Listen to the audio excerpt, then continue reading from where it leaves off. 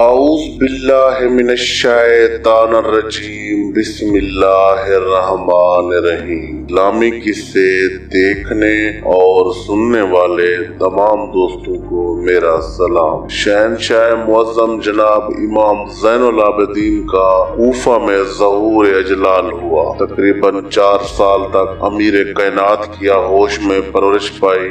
اگلے 10 سال تک اپنے چچا اور امام وقت شہنشاہ معظم امام حسن مجتبی کے ساتھ رہے۔ سن 50 ہجری سے 60 ہجری تک پاک بابا کا دور امامت دیکھا۔ 60 ہجری رجب میں آپ نے بھی بابا پاک کے ساتھ سفر کربلا فرمایا اور سارے راستے میں مستورات تطہیر کے معاملوں کے نگران کی حیثیت کے ساتھ رہے۔ 7 محرم الحرام کو کریم کربلا نے انہیں آنے والے واقعات سے آگاہ فرمایا تو آپ کی غیرت ناموس کے صدمات کا سن کر برداشت نہ کر سکی اور آپ زہر علیل ہو گئے۔ 61 ہجری 10 محرم الحرام کو بابا پاک کریم کربلا کی شہادت کے بعد دستار امامت آپ کے سارے اثر پر موضوع ہوئی۔ 11 محرم کو کربلا سے پردہ داران توحید اور رسالت کے ساتھ اسیری کی صورت میں کوفہ تشریف لائے۔ یہاں سے 19 صفر کو شام کی طرف روانہ ہوئے۔ 16 ربیع الاول کو دمشق پہنچے۔ وہاں ماہ رجب تک یزید ملعون کی حبس میں رہے۔ اس کے بعد وہاں سے روانہ ہوئے اور شبان میں واپس مدینہ طیبہ میں پہنچ گئے۔ یہاں اہل مدینہ نے یزید ملعون کی بیعت سے انکار کر دیا تو آپ نے خاموشی اختیار فرمائی اور اس دوران اسلام کا بدنام زمانہ واقعہ ہررا پیش آیا۔ اس میں آپ محفوظ رہے۔ اس کے بعد ایک مرتبہ آل مروان کی ملعون حکام نے انہیں اسیر کروایا مگر راستے ہی سے امن و امان کے ساتھ واپس تشریف لائے۔ 57 سال کی زہری عمر میں 25 محرم الحرام 94 ہجری بمطابق 31 اکتوبر 712 عیسوی بروز جمعہ مدینہ میں آپ نے معراج شہادت کو پسند فرمایا۔ آپ کی شہادت ہشام بن عبد المالک بن مروان اور رشید بن عبد المالک بن مروان کے زہر دینے سے واقع ہوئی اور آپ جنت البقیع میں اپنے پاک خاندان کے ساتھ مدفون ہوئے۔ وہ زمانہ ولید بن عبد المالک ملعون کی حکومت کا تھا۔ اس طرح شمسی تقویم کے حساب سے آپ اس دنیا پر ظاہری طور پر 55 سال کے قریب موجود رہے۔ سعید بن مسیب ابن عباس سے روایت کرتے ہیں کہ ایک دن سرور کونین قیامت کے حوالے سے بات کر رہے تھے اور آپ نے فرمایا کہ پھر عرصہ محشر میں ایک منادی ندا کرے گا کہ آئینہ زین العابدین، اس وقت جو کائنات کے عابدین کی زینت ہے وہ کہاں ہے، تشریف لائیں۔ سارے اہل محشر کی نگاہیں اٹھیں گی اور وہ دیکھیں گے گویا ہم بھی دیکھ رہے ہیں کہ ہمارے نور عین امام حسین کے دستار کے وارث انتہائی شان و شوکت و وقار سے صفحہ خلائق عبور فرماتے تشریف لا رہے ہیں۔ یعنی یہ لقب انہیں سرور کونین نے عطا فرمایا تھا۔ مظہر علم الہی امام محمد باقر علیہ السلام فرماتے ہیں کہ ہمارے بابا پاک کو جب بھی کوئی نعمت الہی یاد آتی تھی آپ سجدہ شکر بجا لاتے تھے، حتیٰ کہ اگر 2 آدمیوں میں صلح بھی کرواتے تھے تو صلح ہو جانے پر آپ سجدہ شکر بجا لاتے تھے۔ اس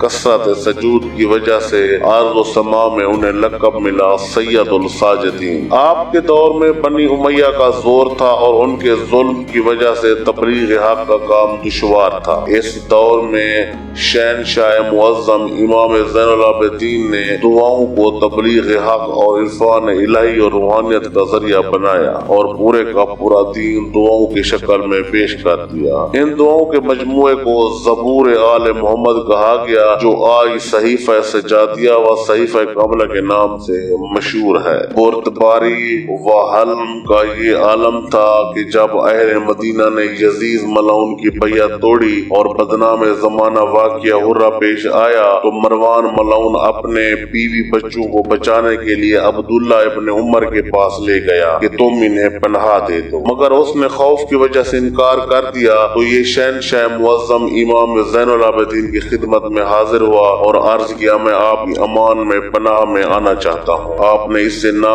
امام حسن کے جنازہ اقدس پر تیر چلانا یاد دلایا اور نہ ہی دربار شام میں امام مظلوم کے سارے اثر کے تاج سے کپڑا ہٹا کر سارے درباریوں کے سامنے ناچ کر گانا یاد دلایا، اور نہ ہی شام میں اس کے مظالم یاد دلائے جو اس ملعون کی طرف سے آپ کے خاندان پر ہوئے تھے، بلکہ فوراً اس کے بچوں کو امان دے دی۔ اور جب وہ ملعون طائف میں پہنچ گیا اور سلسلہ غارت گری کچھ کم ہوا تو اس نے اپنے اہل و عیال کو طائف روانہ کر دینے کا عرض کیا، تو شہنشاہ امام معظم نے اپنے کمسن بیٹے جناب عبداللہ کو اس کی بیوی کے معمل کے ساتھ طائف بھیجا۔ جب یزید ملعون برسر اقتدار آیا اور واقعہ کربلا واقع ہو گیا تو لشکر توابین کی موومنٹ شروع ہو گئی اور پاک خاندان کے انتقام کی تحریک شروع ہوئی، لیکن کیونکہ شیعہ مسلمات میں سے ایک مسلمہ امر یہ بھی ہے کہ حجت واقع چاہے وہ کوئی نبی ہو یا امام ہو کہ حکم کے بغیر جہاد کرنا جائز نہیں ہے، اس لیے جناب محمد حنفیہ نے شہنشاہ معظم امام زین العابدین کی رضا معلوم کی تو وہ انتقام کے حق میں تھی، مگر اس وقت انتقام کی تحریک صرف کوفہ میں چل رہی تھی، جبکہ باقی سارے اسلامی ممالک میں بنی امیہ کا مکمل ہولڈ، اس لیے امام کا کھول کر سرپرستی کرنا خطرے سے خالی نہ تھا۔ اس لیے جناب محمد حنفیہ نے زمانے کے امام کے تحفظ کے لیے اپنی امامت کا اعلان فرمایا اور جناب مختار سقفی کی سرپرستی فرمائی۔ جناب مختار نے شیعوں کو یہ باور کروایا کہ امام وقت شہنشاہ معظم امام زین العابدین نہیں ہے بلکہ جناب محمد حنفی ہے اور ہم ان کے حکم سے جہاد کر رہے ہیں، مگر کچھ وقت بعد جناب محمد حنفیہ کو بھی خطرہ درپیش ہوا تو جناب مختار نے اپنی امامت و نبوت کا دعویٰ کر دیا جو صرف پاک خاندان کو بچانے کے لیے تھا۔ جب انتقامی مشن مکمل ہو گیا تو پھر جناب محمد حنفیہ نے سارے مومنین کا رخ امام وقت طرف پھیرنے کے لیے یہ تجویز دی کہ حجر الاسود جس کی امامت کی گواہی دے گا وہ حقیقی امام ہوگا۔ اس پر ہزاروں لوگ جمع ہوئے اور حجر اسود سے جب گواہی طلب کی گئی تو اس نے شہنشاہ معظم امام زین العابدین کی امامت کی گواہی دے دی، تو آپ نے بڑھ کر اپنے بھتیجے کے قدم چھو لیے کہ واقعی آپ زمانے کے امام ہیں۔ صاحب منتہی المال بھی لکھتے ہیں کہ جناب محمد حنفیہ خود امامت کے داعی نہ تھے بلکہ یہ گواہی صرف امام حقیقی کے اظہار شان و عظمت کے لیے دلوائی تھی۔ ابو نمیر علی بن زید روایت کرتے ہیں کہ جب شہنشاہ معظم امام زین العابدین کی شام سے واپسی ہوئی تو یزید ملعون کی طرف سے جو حفاظتی دستہ ساتھ روانہ کیا گیا تھا میں بھی اس میں شامل تھا۔ جب ہم نے سارے قافلے پاک کو مدینہ میں پہنچا دیا اور اجازت چاہی تو شہنشاہ معظم امام زین العابدین نے اہل حرم کے کچھ زیورات ہمیں بطور اجرت یا انعام عطا فرمائے، تو ہم نے معذرت کر لی کہ ہم نے جو خدمت انجام دی ہے اس کا صلہ سوائے رضا الہی کے اور کچھ نہیں ہے۔ اس پر امام نے ایک سیاہ رنگ کا پتھر اٹھایا اور اس پر اپنی انگوٹھی کی مہر ثبت فرمائی جو اس میں نقش ہو گئی۔ وہ پتھر مجھے عطا فرمایا اور فرمایا کہ تمہیں جب بھی کوئی چیز ضرورت ہو تم اس پتھر سے مانگ لینا، وہ تمہیں مل جائے گی۔ ابو نمیر کہتا ہے مجھے اس ذات کی قسم ہے جس نے سرور کونین کو محبوس برسالت فرمایا،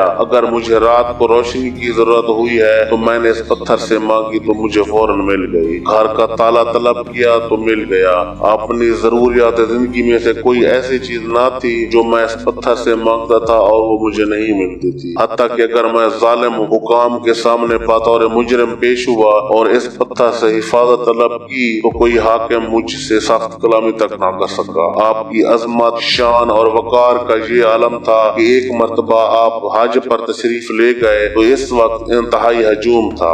ہشام بن عبد المالک بن مروان ملعون وہاں امیر حج بن کر آیا ہوا تھا اور ہجوم کی کثرت کی وجہ سے اسے حجر اسود کا بوسہ لینے تک کا موقع نہ ملا۔ وہ اس انتظار میں بیٹھا تھا کہ ہجوم کم ہو تو وہ بھی حجر اسود کا بوسہ لے، مگر ہجوم کم ہی نہیں ہو رہا تھا کہ اچانک ایک طرف سے شہنشاہ معظم ناکا پر سوار ہو کر تشریف لائے اور اپنے ناکا کو بہر چھوڑ کر خود حرم میں تشریف لائے، اور لوگوں نے ان کی عظمت کو دیکھا تو راستہ بنا دیا اور آپ نے آرام سے طواف فرمایا اور حجر اسود کا بوسہ دیا۔ یہ دیکھ کر کچھ لوگوں نے ہشام ملعون سے پوچھا کہ یہ کون ہے؟ اس ملعون نے تجاہل عرفہ سے کام لیا اور کہا کہ مجھے معلوم نہیں کہ یہ کون ہے۔ یہ سن کر وہاں بیٹھے ہوئے ایک شاعر جناب حمام بن غالب جن کا تخلص اس فرزدق فل بدیہ ایک قصیدہ پیش کیا جسے سن کر سارے لوگ ہیش ہیش کر اٹھے۔ اسی قصیدے کی وجہ سے ہشام ملعون کے دل میں حسد کی آگ بھڑک اٹھی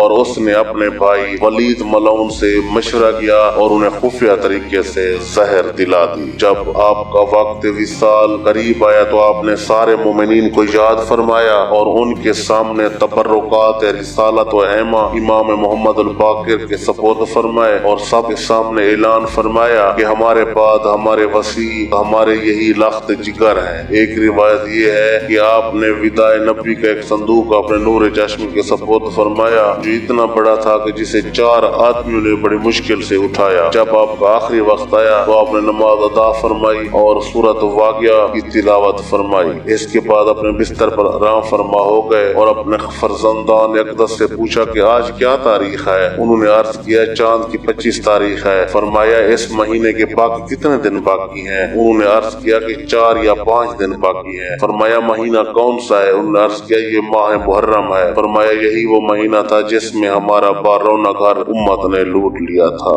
ہمارے کائنات سے زیادہ بہترین افراد کو بے دریغ شہید کیا گیا تھا۔ اس کے بعد ایک ایک دکھ یاد کر کے روتے رہے۔ فرمایا ہاں یہی ہمارے وعدے الہی کی تکمیل کا دن ہے۔ اس کے بعد آپ نے آنکھیں بند فرما لی۔